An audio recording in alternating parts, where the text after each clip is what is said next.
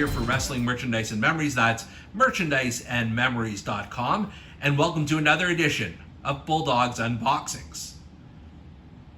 Now, as some of you may know, if you've been watching this program for long enough, I am a completist when it comes to the WWE Mattel Retro line. I have all of them since they were created several years ago now. And in recent years, they've become packaging them 4 at a time. So what you see here is the WWE Mattel Official Retro 4-pack. And I'm not sure if it is Wave 4 or Wave 5, because there have been 3 waves through Mattel Creations, like this box here. And then there was an additional one that was done through Ringside Collectibles. So I don't know, just for naming convention purposes, if this is 4 or 5. So we'll leave that part out for now. Maybe by the time I post this in, I guess, December of 2023, we'll know what this is called. But for now, I'm just saying it's an official Retro 4-pack. Now, you see the box here, you see the 4 figures that we're going to be getting. And the box art is great as usual, putting these 4 legends together. You can see them also here on either side of the box. And then on the back, it has all 4 figures in the ring, as well as the sort of Hasbro-esque sketches of each of them. So without further ado, we're going to crack this open and let's see which figure we get first. The first figure in this Retro Wave 4-pack is the Undertaker. And this is very similar to the first Undertaker that came out in, I want to say, Retro Series 1 several years ago, with the exception that he has the mask on his face. Now, what I do like about these, this is more a thing for, if you're a mint-on card collector, you can keep the card intact by just removing the plastic here. And quite easily, I believe. They're going to make a liar out of me here, but I believe, yeah, you just bend this down and you can remove the card like so. So you've still got that intact, and then you remove the figure from its plastic. This is, like I said, very similar to the original Undertaker figure, with the exception of this mask. And he also does not have any pupils in his eyes, which is interesting. This is obviously from the period of time where Undertaker broke his orbital bone. So it's an interesting figure to have. I think I would have rather had a different look for the Undertaker, because he's had so many looks over the year. But if you didn't have that original Undertaker, then this might be your thing. So love the black and purple on here. Great coloring. Harkens back to the original days, the OG days of the Undertaker. That's how I feel when I think about this. And then the other thing I should just mention is I put the dead man here in the retro ring, is they named the finishing move, and this is called the Dead Man Drop. And I guess the way it would work, well, I'm not sure. Let's see the back of the figure. So it's basically a body slam instead of a tombstone. So you lift his arms like so, and then you drop him. Lift his arms, drop him. Fine, whatever. I think you can, if you really want to sort of play around with this, you can get a fairly basic tombstone pile driver out of this, but it's fine for what it is. Like I said, it's nothing super original if you have the original Undertaker from this line, but it's fine. Next up, what time is it? It's time. It's time. It's Vader. Time. As you can see on his chest, it is the man they call Vader.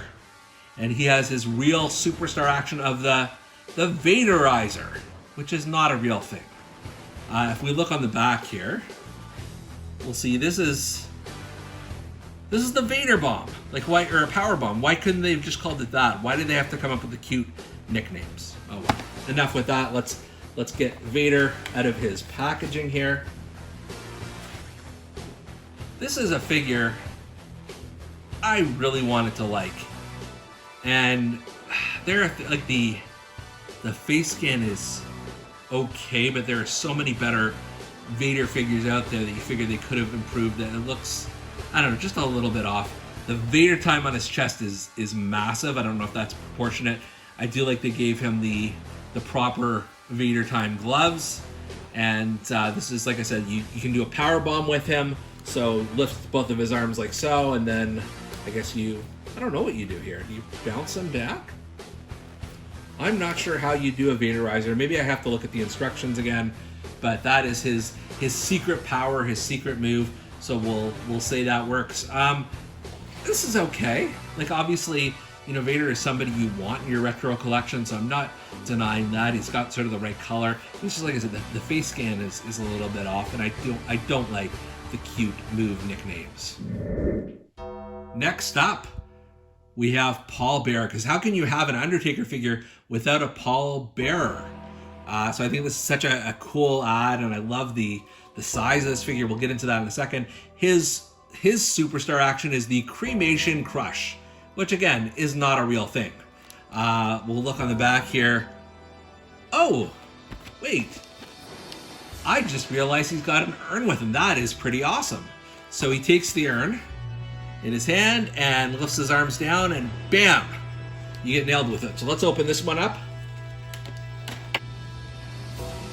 Now this is a pretty incredible likeness of Paul Bearer. Love the suit. I love the weight to him. It's sort of not fitting him perfectly. It's very cartoonish look on his face. The hair. This is very, very well done. It does come with an urn, and I've just been trying to figure out how to fit it in his hand. It doesn't look like it quite fits. There must be a secret to it. Okay, here we go. Here we go. We've got that in, and then the action is to lift it. Okay, here you go. Kablamo. Of course, the urn did fall out as soon as I did that, but what the hell? This is just for posing purposes. I'm not going to be using him in any real life wrestling situations, but love that face. This might be one of the best Paul Bearers I have, and I do have a few. Love this one, and this is just such a perfect addition to a retro collection, which are, you know, supposed to be the continuation of the Hasbro figure. So full marks for this. Finally in the collection, we've got Jerry the King Lawler, and talk about somebody who is overdue for a retro style figure.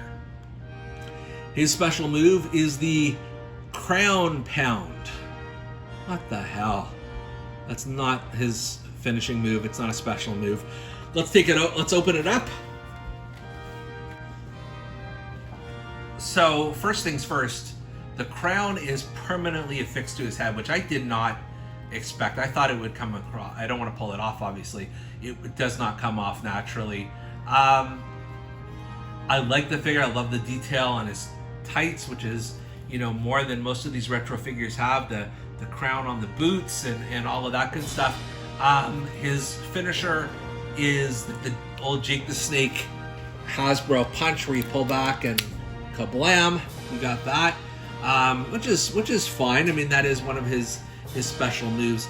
It does feel like his neck is a little bit long to compare, you know, down for his shoulders. It just looks just slightly off. Now, I mean, there are some fantastic Jerry Lawler figures, especially from Mattel. I wouldn't put this at the top of those, but it's not bad either. I mean, the face, good likeness there. The outfit is pretty cool, and like I said, I do like the way they've decorated the tights here. It's a very like mid 1990s Jerry Lawler, but yeah, let's be honest, it's just you know, it's a little bit cartoony even for this particular line, but it's fine. Overall, this is a really interesting and eclectic set. Paul Bearer is the MVP of the set, in my opinion. I know some people may be partial to Vader. Some may even like the Undertaker, especially if they don't have that first Undertaker in the retro side. There's not a bad one in here, and I love the fact that we're still getting the retro line all these years later, and I've got ones that I can sort of add to my collection here, so I'm not going to complain. A pretty cool mix of 4 different legends. So for Bulldog's Unboxings, I'm Canadian Bulldog, and we'll see you next time.